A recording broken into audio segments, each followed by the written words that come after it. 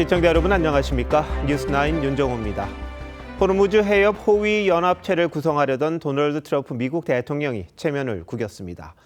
전쟁에 휘말리지 않으려는 나토 동맹국들이 줄줄이 거절했기 때문인데요. 기분도 무척 상한 듯 합니다.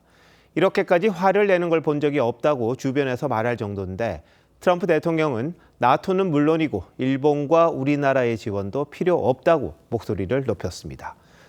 그런데 이 말을 그대로 믿어도 될런지요? 앞으로 상당한 압박이 있을 걸로 보이는데 미국에서 백대우 특파원이 먼저 보도합니다. 아일랜드 총리와 회동하는 트럼프 미국 대통령이 윈스턴 처칠 동상을 가리키며 현 영국 총리를 깎아내립니다. And I put it right there, Winston Churchill. And, unfortunately, Keir is not Winston Churchill. 호르무즈 해협 파병 요청을 거절한 키어 스타머 영국 총리를 꼬집은 겁니다.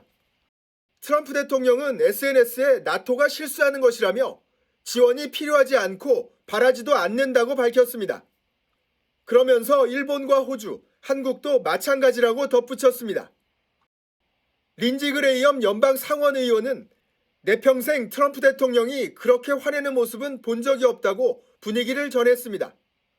트럼프 대통령은 조켄트 국가 대테러국장이 전쟁에 반대에 사임하자 뒤끝 있는 말도 남겼습니다. I realize that it's a good thing that he's out because he said that Iran was not a threat. 동맹국들의 비협조로 호르무즈 해협 호위연합 구성의 동력은 약해졌습니다.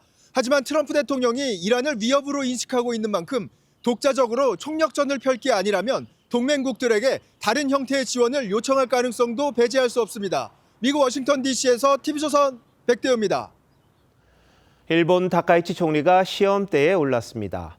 미국이 파병을 요청한 국가 가운데 처음으로 트럼프 대통령을 만나기 때문입니다. 자위대 파견을 핵심 의제로 다룰 듯한데 같은 요청을 받은 동맹국들의 시선, 이번 회담을 향할 수밖에 없습니다. 송병철 기자의 보도입니다. 다카이치 사나이 일본 총리는 출국을 앞두고 출석한 참의원 회의에서 이란 전쟁 문제가 이번 미일 정상회담의 주요 의제가 될 것이라고 밝혔습니다. 자위대 파견을 검토하고 있다는 일부 언론 보도에 대해선 선을 그었습니다. 日本政府としてホルムズ海峡をめぐる情勢には重大な関心を持って情報収集も行っていますが、自衛隊の派遣については何ら決まっておりません。 휴전 이후에 미국을 지원하는 방안에 무게를 두고 있음을 시사하기도 했습니다. 完全な停戦合意が行われた後ですね、貢献できることが皆無だとは申し上げません。 자위대 파견을 위해서는 의회의 승인이 필요한 데다 점점 나빠지고 있는 국내 파병 반대 여론을 의식한 것으로 보입니다. 이 때문에 파병 묘수를 찾는 기류도 감지됩니다. 국회 승인 없이 행정부 직권으로 함정을 보내는 조사 연구 목적 파견부터 미군 후방 보급이 가능한 중요 역량 사태 선포 방안까지 거론됩니다. 다카이치 총리는 트럼프 대통령과 미국 시간으로 19일 워싱턴에서 만납니다. 파병 요청 이후 처음 이루어지는 이번 회담의 결과는 우리나라를 비롯한 다른 동맹국들에게도 지원의 방향을 결정하는 가늠자가 될 전망입니다. TV조선 송병철입니다. 트럼프 대통령이 경로한 날, 미국은 호르무즈 해협 인근의 이란 지하 미사일 기지들을 벙커버스터로 타격했습니다. 동맹국의 도움 없이도 해협을 개방할 수 있다는 걸 보여주려는 건데 이르면 이번 주말 해병대 2천여 명도 이란에 상륙할 수도 있어 보입니다. 전쟁이 점점 심각해지고 있습니다. 신은석 기자입니다. 콘크리트 벽도 뚫어버리는 강력한 위력의 폭탄인 지하 관통탄. 미군이 일명 벙커버스터 여러 발을 이란 호르무즈 해협 인근 미사일 기지들에 투하했습니다. 5,000파운드, 약 2.3톤급으로 지난해 이란 핵시설 파괴 때 쓴 3만 파운드 초대형 폭탄보다는 작습니다. 이번 공격은 트럼프 대통령이 동맹국에 격노하며 도와줄 필요 없다고 큰소리친 날 이뤄졌습니다. 잇따른 파병 거부에 미군이 직접 이란 해안 전력을 무력화하는 데 나선 것으로 보입니다. Iran's capabilities are declining as our capabilities and advantages continue to build. 싱가포르 인근에서는 미 해병대 상륙함인 트리폴리함이 목격됐습니다. 일본 오키나와에 주둔하고 있는 미 30일 해병 원정대원 2,200명이 타고 있는데 상륙함에는 스텔스 전투기와 공격형 헬기까지 갖추고 있습니다. 앞서 피트 헤그세스 국방장관은 상륙작전을 위한 해병부대의 중동 파견을 승인했습니다. If you put boots on the ground in Iran, it will be another Vietnam. No, I'm really not afraid of anything. 현재 속도라면 이번 주말쯤 호르무즈 해협에 도착할 전망입니다. 이란의 석유 수출 전진기지인 하르그 섬에 상륙할 가능성이 높습니다. 실제 작전에 들어갈 경우 이란의 저항에 따른 미군 피해도 상당할 것이란 관측입니다. TV조선 신은서입니다. 이란의 최고 지도자 모즈타바는 취임 후 처음으로 가진 내부 회의에서 휴전 제안을 거부했습니다. 대신 지도부 암살에 대한 보복으로 집속탄을 이용해 이스라엘을 집중 공격했습니다. 임서인 기자의 보도입니다. 이란 탄도미사일이 이스라엘 수도 텔아비브 상공을 가로지릅니다.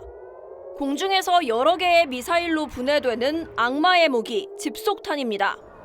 격추되지 않은 미사일과 파편들은 그대로 아파트를 직격해 2명이 숨지고 부상자가 속출했습니다.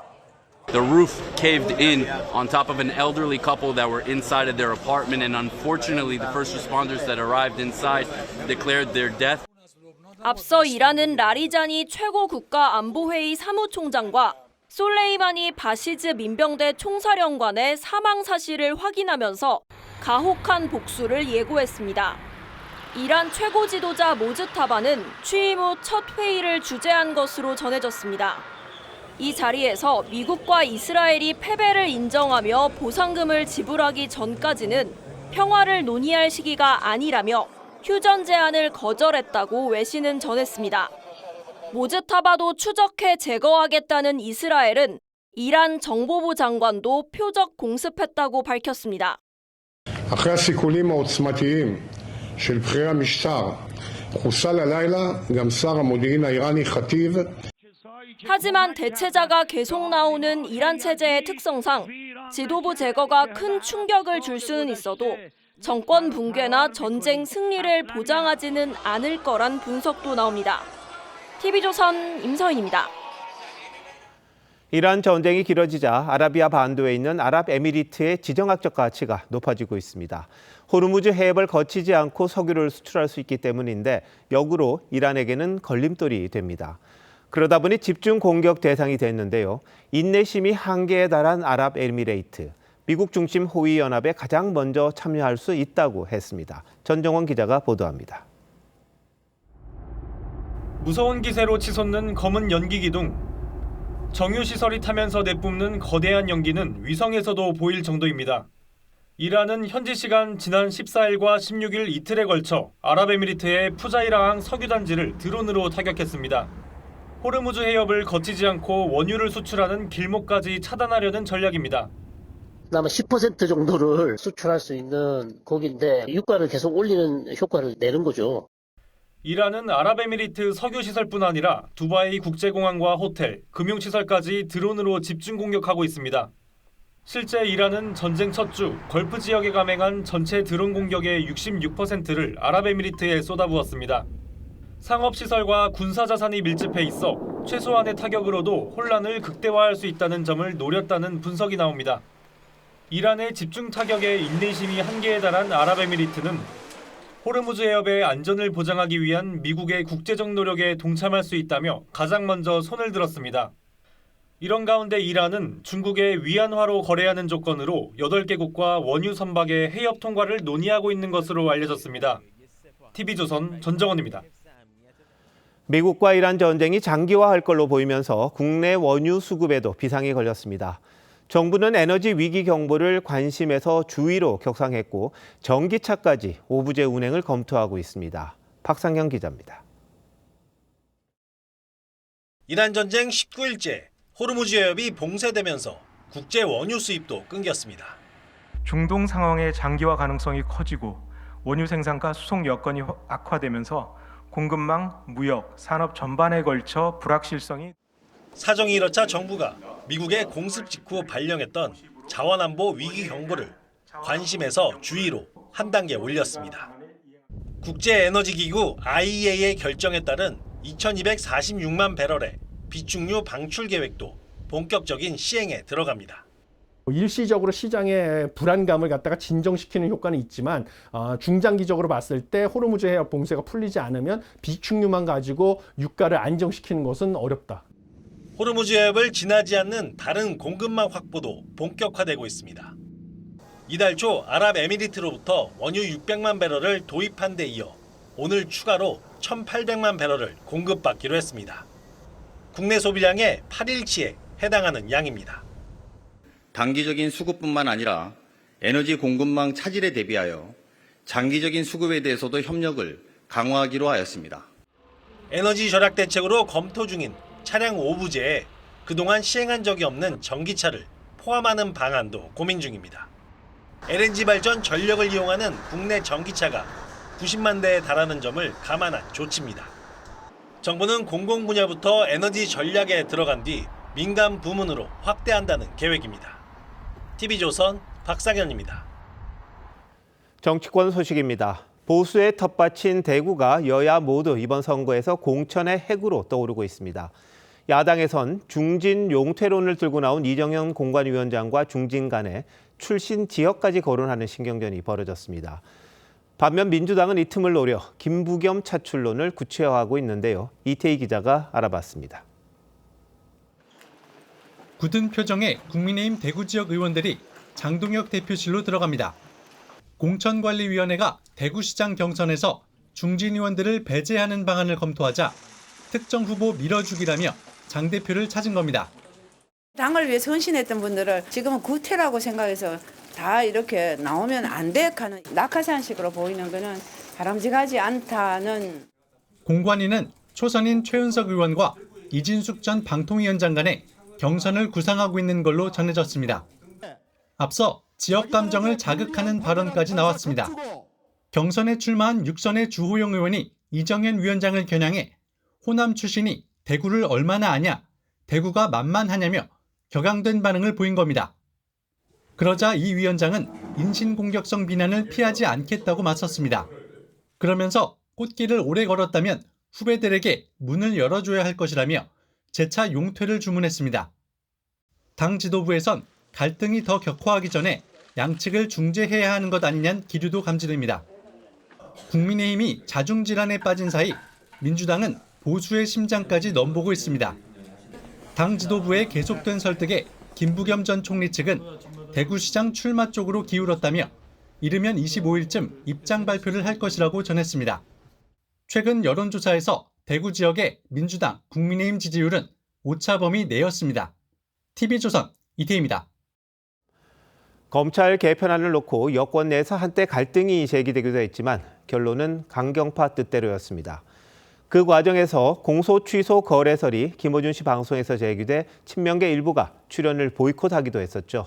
그런데 정청래 대표가 보란 듯이 오늘 김 씨 방송에 출연해 자신과 이재명 대통령의 생각이 일치했다고 주장했습니다. 왜 이러는 건지, 친명계의 생각은 어떤지 최민식 기자가 취재했습니다. 김어준 씨 유튜브 방송에 출연한 민주당 정청래 대표는 어제 발표한 검찰 개편안과 관련해 이재명 대통령이 통 큰 결단을 했다고 추켜 세웠습니다. 검사 역할을 대폭 축소하자고 주장해온 강경파들의 뜻을 이 대통령이 들어줬다는 겁니다. 이심 정심으로 다 했습니다. 이재명의 마음, 정청래의 마음이 일치했습니다. 대통령의 검찰개혁에 대한 의지, 결단, 그 덕분이다. 검사가 수사에 관여할 수 있게 하는 독소조항이라며 강경파가 비판해온 중수청법 45조도 청와대 측이 먼저 통째로 드러내자고 했다는 사실도 공개했습니다.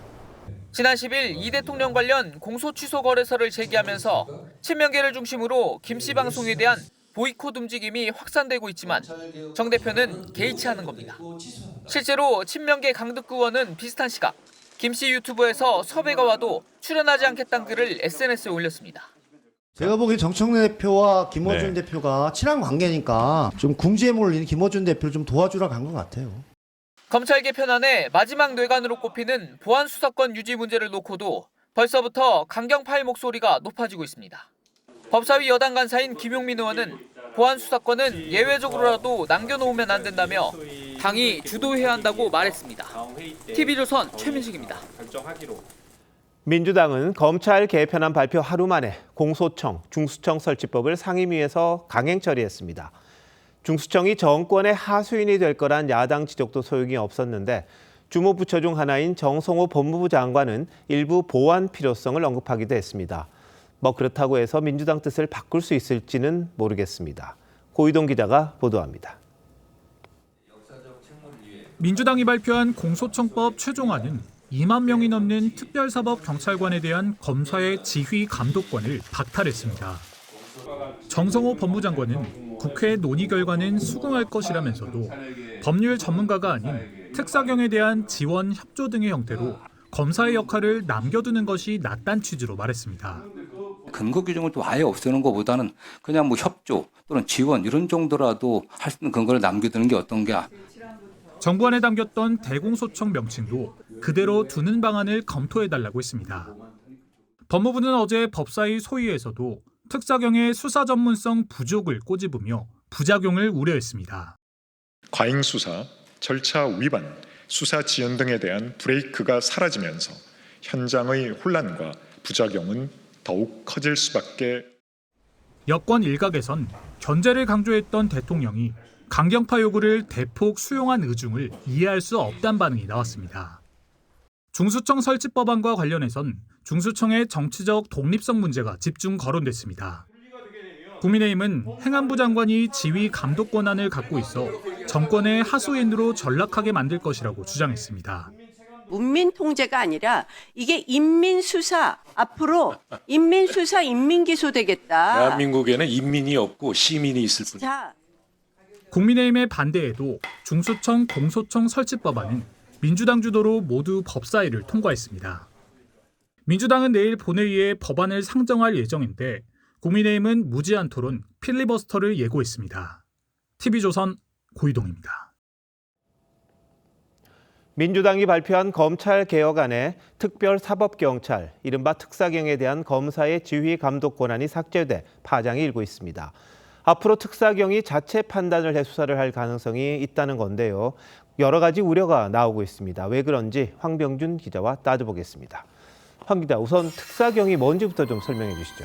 특정 분야만 수사할 수 있는 공무원을 말합니다. 이해를 돕기 위해 비교를 해보겠습니다. 경찰청에 소속된 경찰과 달리 특사경은 정부 부처나 지자체 소속입니다. 식약처 특사경, 경기도 특사경이 있는 시기입니다. 수사 범위는 금융과 식품, 환경, 노동처럼 전문성이 필요한 분야에 국한됩니다. 경찰처럼 체포와 구속, 압수수색을 할 수 있습니다. 규모는 얼마나 됩니까? 2만 명이 넘습니다. 중앙행정기관 소속이 70%로 더 많고요. 이 중 국세청이 가장 많은 특사경을 두고 있습니다. 경찰이 대략 한 13만 명 정도 되는데 적지는 않은 숫자 같습니다. 그런데 독자적으로 이제 수사를 할 수 있다는 겁니까? 현재까지는 검찰의 수사 지휘를 받아왔습니다. 형사소송법이 특사경은 모든 수사에 관해 검사의 지휘를 받는다고 규정하기 때문입니다. 그런데 어제 민주당이 내놓은 검찰개혁안에 이 지휘 권한이 삭제되면서 관련 법조항도 개정될 것으로 보입니다. 그동안 특사경이 검찰의 지휘를 받았던 건 나름 이유가 있었을 것 같은데요. 전문 분야에 대한 지식을 갖췄다는 장점이 있지만 수사와 법에 대한 전문성이 부족하다는 지적이 있었기 때문입니다. 실제 특사경이 송치한 사건 중 기소가 된 건 절반에도 미치지 못합니다. 수사한 사건 절반 이상이 범죄가 아니거나 범죄 혐의를 적용하기 어려운 사건이었다는 겁니다. 이 배경엔 전문 인력이 부족하기 때문이라는 점이 문제로 제기됩니다. 특사경 업무를 5년 이상 한 공무원은 8%에 그쳤고 절반 가까이가 경력이 1년도 채 되지 않았습니다. 2020년 검경 수사권 조정 당시에도 특사경만큼은 수사 전문성 논란을 이유로 검사의 지위를 유지했었습니다. 검찰 내부에서도 문제 제기가 있습니까? 네, 특사경 지위가 필요하다는 목소리가 나오고 있습니다. 공봉숙 서울고검 검사는 검찰 내부망에 경찰도 속수무책인 복잡한 수사 절차가 많다면서 수사 실무를 접해본 적 없는 공무원들이 독자적으로 해낼 수 있겠냐고 지적했습니다. 법조계에서도 형사소송법과 수사 절차에 대한 이해가 부족할 경우 위법 수사 가능성이 크다는 우려가 제기됩니다. 신문에 앞서서 진술 거부권 등을 고지를 해야 되거든요. 수사의 ABC에 해당하는 기초 중에 기초인데 그런 것들이 고지가 누락되는 경우라든지. 검사가 아닌 각 부처와 지자체의 특사경을 통제하는 제도를 새로 만들어도 문제는 여전하다는 지적입니다. 예를 들어 시장이나 장관이 지휘권을 갖도록 하는 경우인데 비법률가가 형사 절차에 관여하고 통제하는 건 마찬가지이기 때문입니다. 검찰의 힘만 빼려고 하다 보니까 현실적으로 문제되는 것들을 그대로 놔둔 게 아닌가 싶기도 합니다. 보완책이 필요해 보이는군요. 황 기자, 잘 들었습니다.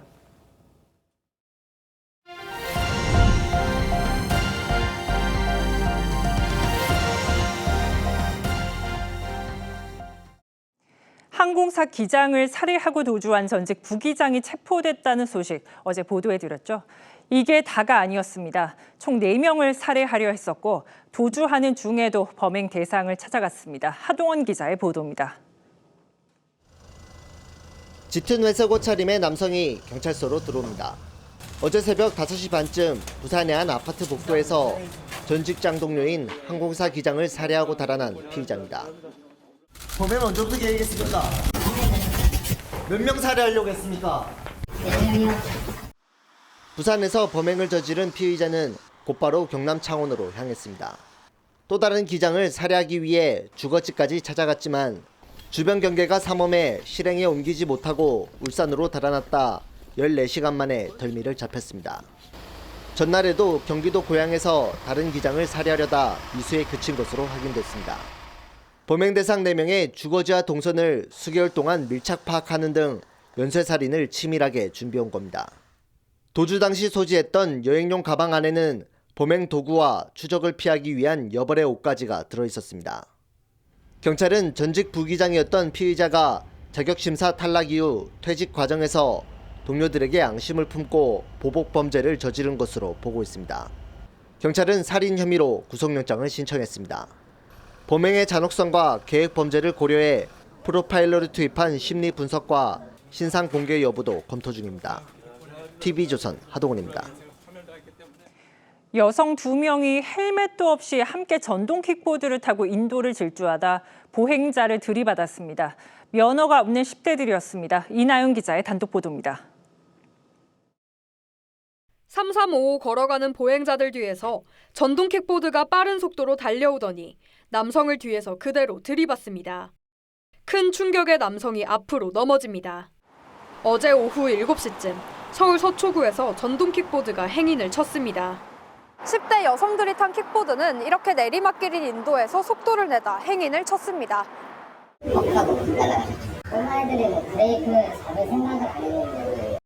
킥보드에 탄 2사람 모두 헬멧을 쓰지 않았고 운전한 여성은 미성년자로 원동기 면허도 없었습니다. 모두 현행법 위반입니다. 이 사고로 다친 남성은 허리 통증을 호소하며 병원으로 옮겨졌습니다. 무섭죠? 예, 조심해야 되는데 요즘 학생들은 그걸 잘 모르는 것 같아요. 킥보드 같은 개인형 이동장치 교통사고는 최근 5년간 약 5배나 늘었는데 가해자의 40% 이상이 미성년자였습니다. TV조선 이나영입니다. 서울 강남 한복판에서 거액의 현금을 허겁지겁 인출하고 자리를 떠난 일당이 붙잡혔습니다. 가방에선 타인 명의의 카드가 80장 넘게 발견됐는데 경찰은 보이스피싱 여부를 조사하고 있습니다. 이나라 기자입니다. 남성 2명이 은행 ATM 앞에 한참을 서 있다가 손에 현금 뭉치를 든 채 은행을 빠져나옵니다. 잠시 후 경찰차 2대가 남성들 앞에 멈춰서고 경찰관이 수갑을 채웁니다. 지난 11일 오후 서울 강남구의 한 은행 ATM에서 30대 남성 2명이 거액의 현금을 인출한 뒤 도주했습니다. 남성들이 ATM기 위에 만원권 100여 장을 놓고 급하게 나가는 모습을 본 시민이 수상함을 느껴 경찰에 신고했습니다. 경찰은 CCTV 추적 끝에 은행에서 약 100m 떨어진 길가에서 남성들을 체포했습니다. 경찰차하고 그냥 경찰관만 보고 잡아갖고 그렇게 태워갖고 가던데. 체포 당시 일당이 갖고 있던 가방에선 5만 원권 현금 약 1억 1천만 원과 타인 명의 신용카드 84장이 발견됐습니다. 이들은 경찰에 지인의 부탁을 받아 현금을 인출한 것이라고 했습니다. 지인이면은 한번 통화해봐라. 그랬더니 핸드폰을 막 만지작만 거리지 통화를 못하는 거예요. 경찰은 2명을 전자금융거래법 위반 혐의로 입건하고 보이스피싱이나 도박자금 세탁 등 금융범죄에 연루됐을 가능성을 수사 중입니다. TV조선 이나라입니다. 정규유착 합동수사본부가 민주당 전재수 의원의 부인을 참고인 신분으로 조사했습니다. 하지만 통일교 금품수수 혐의를 받는 당사자 전 의원은 여태까지 한 번도 소환하지 않았습니다. 그 사이 전 의원은 부산시장에 공식으로 도전장을 냈습니다. 이광희 기자가 보도합니다. 민주당 전재수 의원은 통일교 측으로부터 1,000만 원 상당의 명품 시계와 현금 2천만 원을 받은 혐의를 받습니다. 어떠한 금품 수수 없었다라는 말씀을 다시 한번 분명하게 강력하게 드리도록 하겠습니다. 이와 관련해 정규유착 합수본은 전 의원의 부인 최모 씨를 오늘 참고인 신분으로 소환했습니다. 앞서 같은 혐의를 받는 임종성 전 민주당 의원과 김규환 전 미래통합당 의원은 2차례 피의자로 소환했는데 전 의원은 아직 소환하지 않았습니다. 지난달 전 의원의 사무실과 보좌관 등에 대한 압수수색을 했지만 보좌관의 증거인멸 혐의만 적시했습니다. 통일교 금품 수수 의혹을 받는 정치인 중 전 의원에 대해서만 유독 늑장 수사를 한다는 지적이 나옵니다. 수사를 제대로 안 하는 거 아니냐 이런 의혹을 사기 충분하거든요. 오해가 아니라 상당한 의혹을 살 만한 상황이고. 합수본 관계자는 전 의원 소환 계획에 대해 통상 절차대로 수사를 진행하고 있다고만 했습니다. 합수본이 출범 후 2달 동안 소환 한 번 하지 않은 가운데 전 의원은 오는 6월 지방선거에 부산시장 출마를 선언했습니다. TV조선 유광입니다. 판사는 수많은 판례와 법령을 하나하나 다 찾아보고 판결을 내리죠. 이 일을 인공지능이 도와주기 시작했습니다. AI 재판 지원 서비스가 시범 도입된 건데 직접 써본 판사들은 어떻게 느끼고 있을까요? 안혜리 기자가 취재했습니다. 사법부가 최근 시범 운용을 시작한 재판 지원 AI 시스템입니다. 임차권 등기 신청 규정을 찾아달라고 하자 관련 법령과 판례를 1분도 안 돼 모니터에 띄워줍니다. 원문 보기 버튼을 클릭하면 AI가 언급한 내용이 진짜인지 확인할 수 있습니다.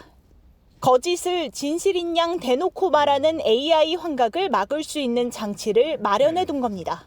최신 생성형 AI 기술을 재판 업무에 적용하여 법관과 법원 공무원이 리서치 업무를 지능적으로 함으로써 업무 효율성을 높이기 위해 도입됩니다. 인공지능이 판사들의 판결에 도움을 주는 시대가 성큼 다가왔습니다. 판사들 반응은 재판 지원 AI가 검색 시간을 줄여줘서 유용하다는 의견부터 도입 초기인 만큼 완결성이 떨어진다는 지적까지 아직 엇갈립니다. 대법원은 방대한 판결문과 주석서 등 AI 학습에 필요한 원본 데이터를 보유하고 있어서 성능 개선 속도도 빠를 걸로 전망됩니다. 대법원은 서면 쟁점 분석부터 보고서 검토까지 AI 활용 분야를 단계적으로 확대할 계획입니다. 인공지능을 포함한 미래 기술을 사법 서비스 전반에 적극 활용해 나가겠습니다. 대법원은 AI 시스템 구축에 향후 10년간 4,150억 원이 필요할 걸로 전망하고 있습니다. TV조선 안혜리입니다. 친부모의 사망이나 학대로 다른 가정에서 크는 아이들이 10,000명에 달합니다. 아이들을 맡은 부모들은 한솥밥을 먹이며 친자식처럼 아이들을 키우고 있습니다. 하지만 실생활에선 진짜 가족으로 인정받지 못하면서 애로사항이 많습니다. 차정승 기자입니다. 5살 A군은 올해부터 유치원에 다닙니다. 아이를 키울 수 없었던 친엄마를 대신해 손수정 씨가 생후 100일 무렵부터 데려와 키우고 있습니다. 이 집엔 A군 외에 손 씨의 친딸 2명과 또 다른 위탁아동 14살 B군까지 4명이 함께 친형제처럼 지냅니다. 막내 A군의 재롱 덕분에 늘 웃음이 가득한 다자녀 가정입니다. 하지만 다자녀 가정처럼 전기요금이나 KTX 운임 등을 할인받지는 못합니다. 위탁가정 아이들은 행정서류상 자녀가 아닌 이 동거인으로 등재가 되기 때문에 다자녀 혜택을 받지 못하는 겁니다. 가정위탁 제도가 전국으로 확대된 지 올해로 24년째. 하지만 아직도 위탁부모는 혈연가족이 아니라는 이유로 법적 권한이 없습니다. 친부모의 동의 없이는 학교 입학이나 병원 진료는 물론 통장 개설이나 스마트폰 개통도 쉽지 않은 상황입니다. 보험을 하나 들고 싶어도 사실 제가 법적으로는 이제 보호자가 아니니까 휴대폰을 새로 해줘야 되는 상황이 생겼을 때는 또 이제 친부모하고 교류하면서 해결해야 되는 문제. 권익위는 위탁 가정이 불합리한 차별을 겪는다며 위탁 아동도 자녀 수에 포함할 거를 권고한 상태입니다.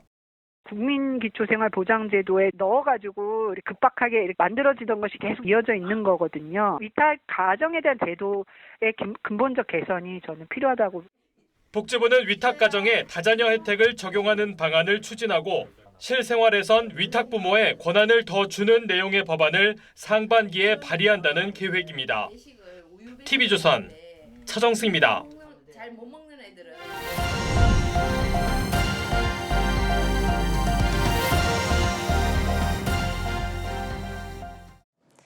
시가총액 1,000조 원 시대를 맞은 삼성전자가 주주총회를 열었습니다. 1조 3천억 원 규모의 특별 배당을 발표하면서 주주들의 환호를 받았는데 같은 시각 노조는 5월 총파업을 예고했습니다. 장동욱 기자가 보도합니다. 주주총회에 들어가기 위해 긴 줄.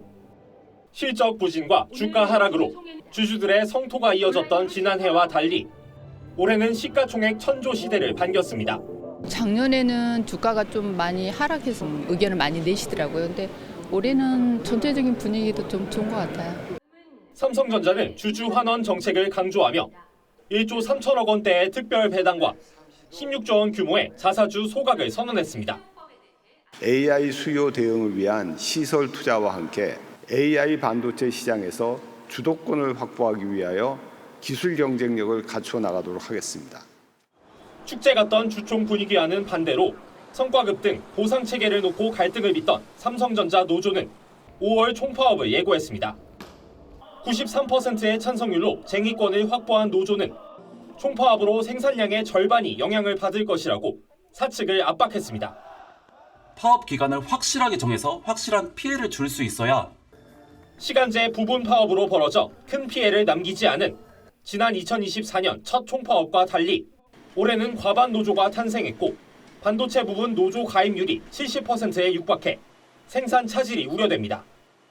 고객에게 일정의 차질을 준다거나 물량 공급에 어려움이 있으면 아무래도 고객이 다른 쪽으로 돌아설 수 있거든요. 노조 리스크에도 삼성전자 주가는 배당 확대 소식에 7% 넘게 올라 20만 전자를 회복했습니다. TV조선 장도우입니다. 잘 나가는 핵심 사업만 쏙 빼서 따로 상장하는 이른바 중복 상장. 앞으로는 특별한 경우가 아니면 금지입니다. 주식을 판 돈을 더 빨리 받을 수 있도록 결제 시스템도 개선됩니다. 주식 시장을 더 띄우기 위해서겠죠. 자세한 내용은 이정현 기자가 정리했습니다. 2020년 증시 하반기 때 LG그룹은 LG화학에서 2차 전지 부문을 떼내 LG에너지솔루션을 상장시켰습니다. 2차 전지 투자에 막대한 자금이 필요하다는 이유였습니다. 하지만 LG화학 주주들은 핵심 사업이 빠져나가면서 주식 가치가 훼손됐다며 반발했습니다. 금융당국은 이런 중복 상장을 원칙적으로 금지하고 예외적인 경우만 허용하기로 했습니다. 모회사와 자회사의 동시상장으로 일반 주주의 권익이 훼손되는 일이 없도록 구체적인 기준을 마련하고 엄격한 심사를 통해 중복 상장을 원칙적으로 금지하겠습니다. 회사의 자산에 비해 주가가 낮은 이른바 저PBR 기업은 리스트를 공개합니다. 대주주가 경영권 승계 등을 이유로 주가를 의도적으로 낮게 방치하는 걸 막겠다는 취지입니다. PBR이 개선이 되고 코리아 디스카운트의 여러 문제점 중에 하나가 해소되는 과정으로 보아서 오늘도 외국인 투자자들이 이제 한국 증시에 대규모 순매수를 했던 배경. 주식 결제일도 하루 앞당기는 방안을 추진합니다. 지금은 주식을 사고 팔아도 이틀 뒤 정산이 되는데 하루 뒤로 당기겠다는 겁니다. 왜 주식을 오늘 팔았는데 돈은 모레 주냐. 그런 얘기 있잖아요. 저희도 T+1로의 그 결제주기 단축을 현재 열심히 준비를 하고 있습니다. 금융당국은 주가 조작을 뿌리 뽑기 위해 투자 원금을 전부 몰수하는 강도 높은 대책도 내놨습니다. TV조선 이정현입니다. 오세훈 서울시장이 국민의힘 후보 경선에 뒤늦게 참여하면서 다양한 선거 전략을 검토하고 있습니다. 지속적으로 요구해온 혁신선대위 구성이 받아들여지지 않으면 독자적으로 선거를 치르는 방안까지 검토 중이라고 합니다. 왜 이렇게까지 하나 싶으실 텐데요. 후보 등록 이튿날 당 지도부에서 나온 발언들을 보면 이해가 될 듯도 합니다. 장윤정 기자입니다. 오세훈 서울시장은 세 번째 후보 공모에 응하면서 혁신선대위 출범을 재차 강조했습니다. 비상대책위원회에 버금가는 혁신선대위를 반드시 관철하겠다는 각오로 후보 등록에 나섭니다. 오 시장 측은 당이 바뀌지 않는다면 서울이 변화와 혁신의 구심점이 되겠다고 했습니다.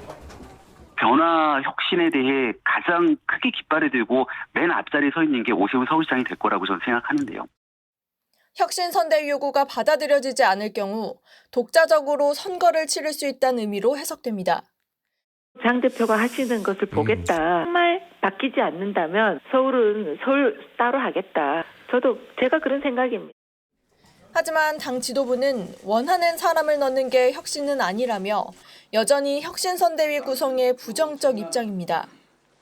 지도부 일각에선 오 시장을 겨냥한 공개 발언까지 나왔습니다. 서울시장 4번 하면서 오세훈이 과연 무엇을 했는지에 대한 서울 시민들의 깊은 인상이 별로 없어요. 서울시장이면 그 서울시 문제 잘 하시면 돼요. 당내에선 지도부가 여당 후보가 아닌 소속 정당 후보를 비판하는 게 맞느냐는 지적이 나왔습니다. 박수민 의원까지 가세해 서울시장 경선 후보가 6명으로 늘어난 가운데 공관위는 다른 지역과 달리 1차 컷오프로 2명을 선발한 뒤 최종 경선을 치르는 방안을 검토하고 있습니다. TV조선 장윤정입니다. 국민의힘 충북지사 공천을 둘러싼 파열음이 지역 정가를 강타하고 있습니다.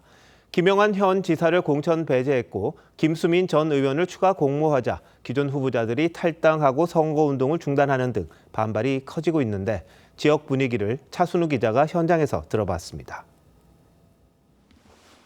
충북도지사 예비후보 선거사무소가 텅 비었습니다. 국민의힘 공천관리위원회가 김수민 전 의원을 추가 공천한 데 반발해 기존 후보가 선거 행보를 전면 중단한 겁니다. 시끌벅적하고 그런 식으로 해도 나가고 근데 오늘은 어떻게 될지는 내가 해봐야 할 것 같고.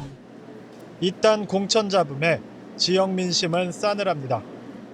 이러다가는 이번에도 참 어려운 지방선거를 겪을 수 있다는 것이 민심이 다 얼추다 그래요. 선택은 도민이 하는 거지 뭐 당에서 그 사람을 세웠다고 해서 그 사람이 꼭 선출되는 건 아니잖아요.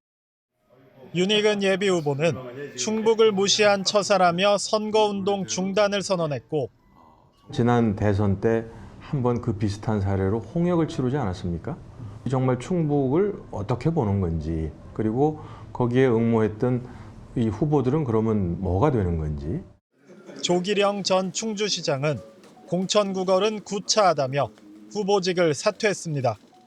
공관위 측은 이번 논란에 대해 일일이 대응하지 않겠다는 입장을 밝혔습니다.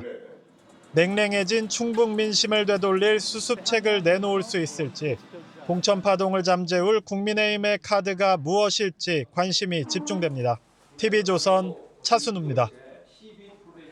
BTS의 광화문 컴백 공연이 사흘 앞으로 다가오면서 특수를 맞은 곳들이 많습니다. 그중 한 곳이 바로 BTS 안무를 배우는 댄스 학원인데 외국인들이 많았습니다. 이나원 기자가 가봤습니다.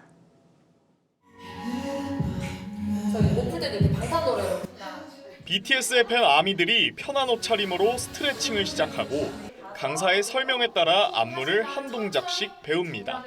20여 명의 수강생 중 외국인 3명도 BTS 춤 동작을 열심히 따라합니다.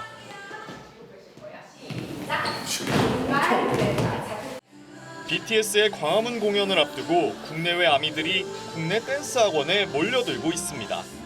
While dancing here, I really feel connected to the members. I love it. It gives me a lot of good energy. It's good for my body, it's good for my brain. 수업을 마치면 이렇게 팬들은 자신이 배운 안무를 곱씹으며 기록을 남깁니다. 서울 강남의 한 외국인 전문 K-팝 안무학원은 아예 이번 달을 BTS의 달로 정하고 BTS 안무만 영어로 가르치고 있습니다.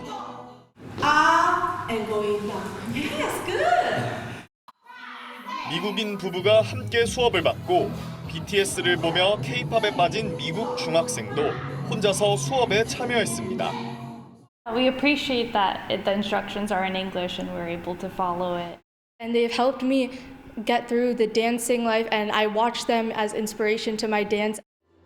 BTS 컴백을 앞두고 K-팝 댄스의 본고장을 찾는 외국인 춤꾼들도 늘고 있습니다.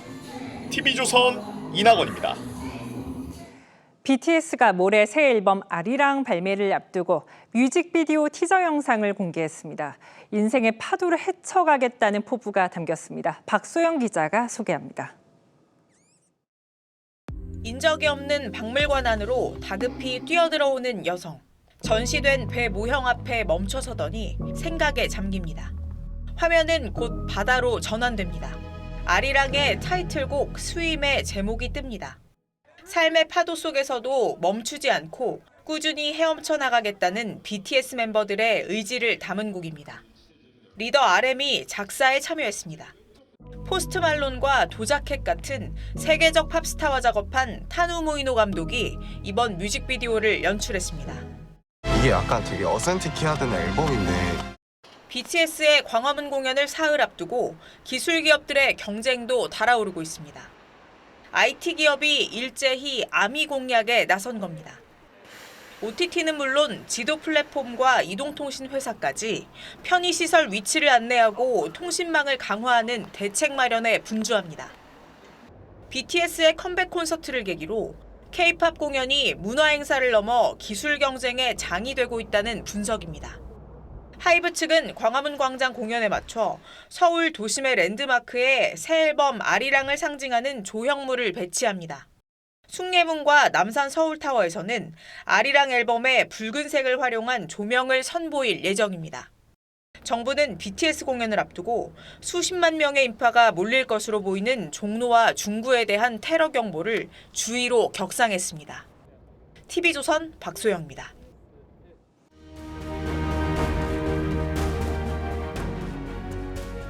This fossilized tree sap, which we call amber, waited for millions of years. There you are. 호박 속에 담긴 공룡의 DNA를 꺼내 수천만 년 전 생명을 되살립니다. 과학의 승리처럼 보였지만 결과는 참담했습니다. 통제할 수 없는 공룡들이 결국 인간을 덮쳤습니다. 전문가의 경고는 아무 소용이 없었죠. 사회적 재난도 우연이 아니라 경고를 무시한 대가로 찾아옵니다. 민주당이 국민의 억울함을 풀어주기 위해 법 왜곡죄와 재판 소원제를 도입했다고 합니다. 법조계는 폐단이 클 거라고 우려했죠. 재판 소원은 이제 사심제로 가는 길이고 국민들을 소송 지옥에 빠뜨리게 하는 것에다가 경고가 현실이 되고 있습니다. 유명 유튜버 찌양을 협박하고 돈을 갈취해 징역형을 선고받은 유튜버 구제역이 이 제도를 활용하려 합니다. 재판 소원을 청구하고 법 왜곡죄로 고소하겠답니다. 피해자를 괴롭힌 가해자가 법을 무기로 다시 나서는 구조가 완성됐습니다. 구제역 측은 이재명 대통령께 감사하다고 했습니다. 한국은 이미 소송 과잉 국가입니다. 2024년 소송 건수는 무려 691만 건, 일본의 2배라는 분석도 있습니다. 여기에 재판 소원까지 더해지면 사건 처리에 4, 5년은 더 걸릴 걸로 보입니다. 범죄자에게 새 칼을 건네고 불구덩이에 피해자를 다시 밀어넣는 꼴입니다. 미국의 저명한 정치 철학자 니버의 지적대로 사법 3법이 권력을 유지하는 일종의 위선일 듯도 합니다. 국민을 위한다지만 현실이 과연 그럴지요? 잠깐 속일 수는 있습니다. 하지만 영원히 속일 수는 없습니다. 3월 18일 윤정호의 앵커 칼럼, 괴물 탄생이었습니다.